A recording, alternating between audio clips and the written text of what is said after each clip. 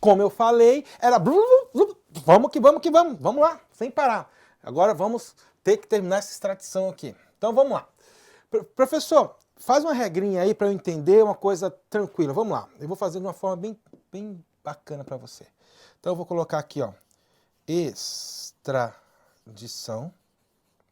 Aí se você quiser copiar ou só acompanhar, fica a seu critério. Então, extradição. Então tá aqui, ó. Brasileiro naturalizado. Desculpa a letra feia aí, né? Mas dá pra você entender. E aqui, brasileiro nato. E por último aqui, vamos colocar o estrangeiro. Ok? Beleza. Muda de cor. Vamos lá as regrinhas. Brasileiro nato. Quando a gente fala de extradição, eu já expliquei para vocês no bloco anterior. É um ato bilateral. Um país solicita e o outro concede. Se um país pede a extradição de um brasileiro nato, o Brasil irá fazer? Não. Nunca será feito. Então, não existe extradição de brasileiro nato. Tranquilo? Então, qualquer questão que fala de brasileiro nato, não poderá ser feita a extradição. E já o brasileiro naturalizado, posso fazer a extradição? Sim, em 2 casos. E eles amam cobrar esses 2 casos, que você tem que decorar. Quais são eles? Se o brasileiro naturalizado cometeu crime comum antes da naturalização. Segunda situação, se ele cometeu tráfico ilícito de drogas a qualquer tempo. Então eu estou preenchendo aqui para você e depois eu vou explicar com calma. E o estrangeiro pode ser extraditado? Sim. O estrangeiro pode, sim. Porém, existem exceções em que o estrangeiro não será extraditado. Nos crimes, ó, comum ou, perdão, crime de comum não, peraí, deixa eu apagar aqui, calma aí. Peraí, deixa eu só apagar aqui. Pronto. Perdão. Nos crimes políticos e crime de opinião. Então ficou meio bagunçadinho, mas dá para você entender. Então, vem comigo aqui. Falou extradição. Extradição de brasileiro nato? Não, nunca. Brasileiro naturalizado? Sim, em 2 situações. Crime comum antes da naturalização e tráfico ilícito de drogas, entorpecentes, né? A qualquer tempo. Pode ser antes, durante ou depois da naturalização. Estrangeiro pode ser extraditado? Sim. Exceção que o estrangeiro não será extraditado se ele cometeu crime político ou crime de opinião. Beleza? Diretor, joga aqui na mesinha, por favor. Então, você viu lá, a gente desenhou lá na lousa para você. E eu quero o seguinte, que você preste atenção no detalhe, as pegadinhas. Primeira pegadinha, o que é crime comum? Que está escrito lá que o brasileiro naturalizado poderá ser extraditado. Ok, na primeira situação, se ele cometeu crime comum antes da naturalização. E aí, o que é crime comum? Então, crime comum, meu querido, minha querida, vou dar um exemplo, vai, homicídio. O cara, um furto, roubo, o cara cometeu um crime comum, homicídio, furto, roubo, no país dele, fugiu para o Brasil, chegou aqui, ele se naturalizou, brasileiro. E aí o outro país falou, Brasil, manda ele aqui porque ele cometeu um crime aqui, o Brasil vai olhar. Foi antes ou depois da naturalização? Foi antes, então, tchau e benção. E tráfico de drogas a qualquer tempo. Mas aí você pergunta, mas e o crime comum, professor? Mesmo assim eu tenho dúvida. Então, olha só, se te perguntarem o que é crime comum, que eu acho difícil, não me recordo de questão nesse nível, nesse tipo, é a negativa dos demais. Por exemplo, crime político ou de opinião? É crime comum? Não. É crime político de opinião. Tranquilo? Tráfico de drogas é crime comum? Não, porque tem um tratamento diferenciado aqui na Constituição referente ao brasileiro nato. Ou naturalizado, perdão. Entenderam? Então, diretor, joga aqui na tela, por favor. Então, olha só. Se ele cometeu crime comum, só pode ser extraditado antes. Se for crime de tráfico ilícito, pode ser a qualquer tempo. Ok? E o estrangeiro não poderá ser extraditado quando for crime político ou crime de opinião. Tranquilo? Questão trocadilho de prova. É o seguinte. O brasileiro nato cometeu crime político. Então, no lugar aqui de crime comum, a prova vai colocar crime político. Vai colocar aqui, ó, crime político. Crime político. E aí? Crime político. Se ele cometeu crime político brasileiro naturalizado, ele poderá ser extraditado? Resposta, não. Se nem o estrangeiro eu vou extraditar, por que eu vou extraditar um brasileiro naturalizado? Então, cuidado com essa pegadinha de prova. Muito interessante, tudo bem? Diretor, joga aqui para mim. Então, meu querido, minha querida, fique esperto pelo seguinte. Se eles fizerem esse trocadilho, o brasileiro nato só pode ser extraditado em duas situações. Crime comum antes da naturalização ou tráfico de drogas a qualquer tempo. Cuidado que a prova pode fazer assim, ó, o brasileiro naturalizado cometeu crime político ou crime de opinião. Nesse caso, ele poderá ser extraditado se o crime foi antes da naturalização? Cuidado, porque é diferente a regra. Fechou? Presta atenção nesse detalhe. Ok? Beleza. Então, extradição está aí, cuidado com isso para não errar. Vamos só fazer a leitura aqui do slide para ver se bateu tudo que eu falei. Ó, nenhum brasileiro será extraditado. Nenhum brasileiro será extraditado. Salvo o naturalizado. Então, ele já disse o quê? O nato nunca. Aí, salvo o naturalizado, em que situação? Crime comum, praticado antes da naturalização, ou de comprovado envolvimento em tráfico ilícito de drogas, entorpecente e afim, na forma da lei. Foi o que a gente esquematizou aqui. Depois, e não será concedida extradição de estrangeiro por crime político ou de opinião. E a questão bomba agora vai ser aqui que eu vou escrever bem no cantinho. E a questão do apátrida? E aí, esse apátrida aqui, o que vale para ele? Aí você vai falar assim, professor, o que é apátrida? Apátrida é sem nacionalidade. Aí eu te pergunto, ele entra em qual regra, o apátrida? Ele vai entrar na regra aqui do estrangeiro, tudo bem? Então, se perguntarem do apátrida sem nacionalidade, fique esperto, ele vai entrar na regrinha do estrangeiro. Ah, professor, então é crime político de opinião? Exatamente. Tranquilo? Show de bola? Fechou. Então, bora para o próximo slide aí, para dar continuidade. E vamos lá. Salvo crime comum de naturalização, tá? Isso aqui já foi, vamos para o próximo. Ok. Vamos aos próximos incisos aqui, que diz que ninguém será privado da liberdade, da sua liberdade, de seus bens, sem o devido processo legal. Opa, tá trabalhando aqui a ideia do devido processo legal. Muito bem. E já em seguida, nós já temos aqui o contraditório e ampla defesa. Muito interessante isso daqui. Então, vamos fazer o seguinte. Como esses dois aqui eu preciso um pouquinho mais de tempo, eu já vou falar um pouquinho desse inciso, já vou terminar esse inciso aqui. E depois desse inciso aqui, aí eu volto para finalizar o bloco nesses dois incisos aqui referente ao contraditório e ampla defesa e devido processo legal. Então, rapidinho aqui. São inadmissíveis no processo as provas obtidas por meios ilícitos. Então, diretor, aqui para mim, por favor. Então, meu querido, minha querida, olha só. Quando a gente fala que são inadmissíveis as provas obtidas por meios ilícitos, significa dizer que se eu tiver uma prova obtida por meio ilícito, ele não poderá fazer parte do processo.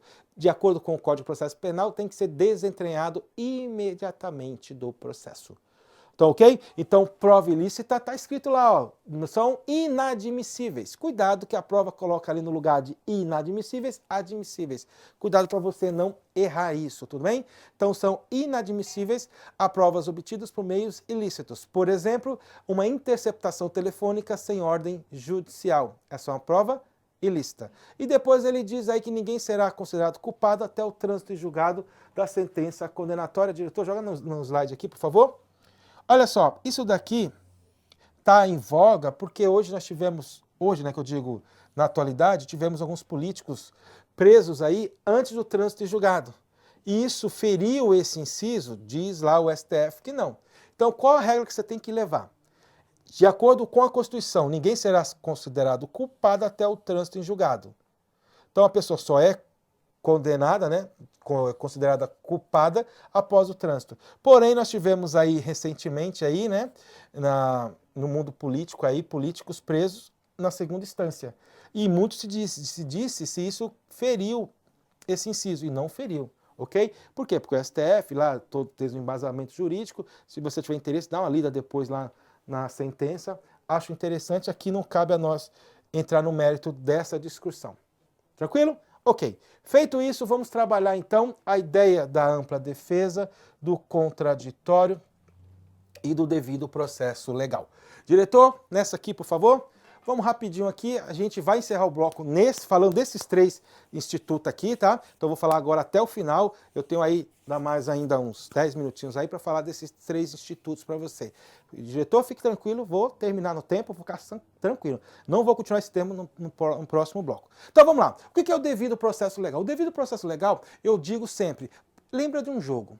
Quando tem um jogo, você vai participar de um jogo, o que você faz? Você tem que conhecer a regra do jogo. Se você não conhece a regra do jogo, você não consegue jogar. Por quê? Você vai cometer várias faltas, você vai errar e tudo que você fizer no jogo será inválido. É a mesma coisa. O devido processo legal, você tem que conhecer os procedimentos, respeitá-los e proceder de acordo com a norma estabelecida, muitas vezes lá no Código de Processo Penal. Então, por exemplo, se você está sendo processado, você tem direito de ser intimado, de saber cada ato processual, como está sendo? Sim. Você terá o direito de ser defendido por um advogado, ter uma defesa técnica? Sim, terá. Então isso é o devido processo legal, todo o conhecimento do conjunto probatório das regras ali pré-estabelecida para que você possa fazer uso do seu direito constitucional e processual penal.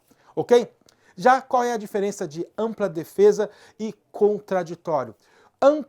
Contraditório, vamos começar pelo contraditório.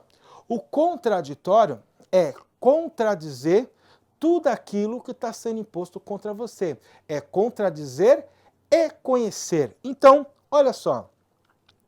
A sua mulher chega e diz para você: amor, eu te odeio. Aí você, como assim? Porque o que você fez é inadmissível. Aí pega lá o controle da televisão e joga na sua cabeça. Pega tudo e começa a jogar panela, dá um monte de vassourada e te gritar: seu maldito, feliz, te odeio, e xingando e gritando. E você: o que eu fiz? O que eu fiz? E ela: não interessa, e tome panelada, tome vassourada. Quando acontecer isso com você, o que você vai fazer? Você vai falar assim: mulher, pare agora! Você agora tem que me dar o direito ao contraditório. Não dê mais nenhum passo, não fale mais nada. Me dê o contraditório exatamente agora. Aí o que ela vai dizer? Como assim o contraditório? Deixa eu conhecer o que você está me imputando para eu contradizer. Aí ele vai dizer: ó, você curtiu, a sua mulher vai dizer, a sua namorada, né? Você curtiu a foto de perfil daquela menina e a foto de biquíni. Ela conheceu, ela está te dando a opção de você conhecer. Aí você fala: não fui eu que curti. Você contradiz. Você está exercendo aí o contraditório. Ok, só que ela não vai se contentar. Ela continua te jogando tudo. Rau, rau, rau. Não me interessa, esse contraditório não ajudou em nada. Tome! Aí você: mulher, cala a boca, pare aí novamente. Agora eu vou exercer minha ampla defesa. E o que é a ampla defesa? É o direito de se defender utilizando todos os meios legais permitidos em lei. Simples assim. Então o que você vai dizer para sua mulher? Ó, mulher, de acordo com o marco zero da internet, nós temos toda uma lei, então com base nessa lei, pode ser que meu computador foi bugado e blá, blá, blá, blá, blá. Enfim, brincadeira, estou brincando sobre a questão do bugado, mas você vai se utilizar de um meio legal. Como assim um meio legal? Por exemplo, você é acusado de homicídio. Normalmente, quando a pessoa é acusada de homicídio, qual que é a linha de defesa dela? Muitas vezes sim, dá certo, muitas vezes não, porque realmente não foi nessa situação. Legítima defesa. Ela está utilizando de um meio legal, previsto na Constituição Federal, ou, no Código Penal, ou um estado de necessidade, e por aí vai. Tranquilo? Ou furtou um dinheiro da carteira do pai. O pai tem lá 50 anos de idade e o jovem lá de 20 anos precisava de um dinheiro para ir para a balada, vai lá e furta. Aí nós temos a famosa escusa absolutória, não tem crime, etc. Por aí vai. Tranquilo? Show de bola? Firmeza? Então vem aqui na tela, diretor, por gentileza. Então, olha só. Então, guarda essa ideia aqui, ó. Ninguém será privado de liberdade de seus bens sem o devido processo legal. Então, para que alguém seja privado da sua liberdade ou privado dos seus bens, nós temos que ter um devido processo legal respeitado. Porque se eu não respeitar esse devido processo legal, eu tenho casos de nulidade aí de todo o processo. Ok? Por exemplo, um caso de um processo criminal aí, a pessoa foi condenada a 10 anos de prisão, 10 anos de prisão. Porém, ela não teve